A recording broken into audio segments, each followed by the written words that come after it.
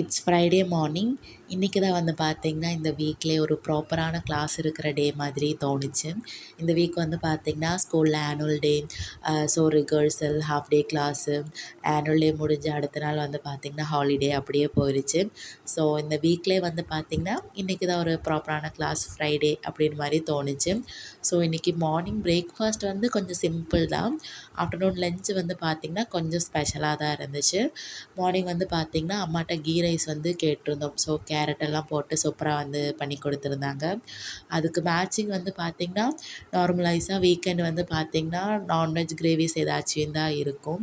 So mostly வந்து பார்த்திங்கன்னா chicken gravy கூட தான் அம்மா பேர் பண்ணுவாங்க. ஸோ ஸ்கூலுக்கு வந்து பார்த்திங்கன்னா மார்னிங் சிக்கன் அந்த மாதிரிலாம் ரேரு, அப்படியெல்லாம் எதுவுமே இருந்தது கிடையாது. எப்பாச்சும் தான் வந்து பார்த்திங்கன்னா நான்வெஜ்ஜுமே கொடுத்து விடுவாங்க. ஸோ இன்றைக்கி வந்து பார்த்திங்கன்னா எக் கிரேவியாக தான் இருந்துச்சு. ரொம்ப ஃபஸ்ட்டெல்லாம் வந்து பார்த்திங்கன்னா அம்மா ஒரு பன்னீர் கிரேவி வந்து பண்ணுவாங்க. இப்போ ரீசெண்ட் டேஸில் பண்ணுறதில்ல. அதில் வந்து பார்த்திங்கன்னா பெருசாக வேலை எதுவுமே இல்லை. இந்த தக்காளி வெங்காயம்லாம் வந்து பார்த்திங்கன்னா பேஸ்ட்டாக அரைச்சி சேர்த்துக்குவாங்க. குருமிளகு வந்து பார்த்திங்கன்னா நிறைய போடுவாங்க. ஸோ அது வந்து பன்னீர் கிரேவி சூப்பராக இருக்கும். அதே ஃபார்மேட்டில் பண்ணிவிட்டு பன்னீருக்கு பதிலாக வந்து பார்த்திங்கன்னா எக்கு வந்து பார்த்திங்கன்னா ஆட் பண்ணியிருந்தாங்க. ஸோ அந்த கிரேவி வந்து பார்த்திங்கன்னா சூப்பராக இருந்துச்சு. கீ ரைஸுக்குமே நார்மலைஸாகவே அந்த கிரேவி வந்து பார்த்திங்கன்னா ஏது டிஷ் கூட வேணாலும் பேர் பண்ணும், சூப்பராக இருக்கும்.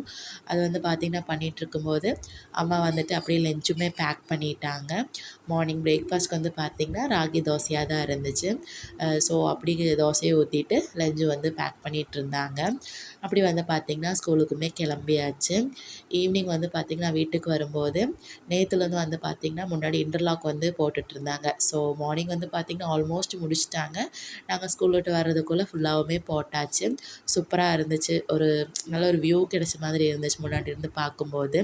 ஸோ இன்றைக்கான டே இப்படி தான் போச்சு. நம்ம நாளைக்கு ஒரு மினி விலாகில் பார்க்கலாம். அது வரைக்கும் பாய்.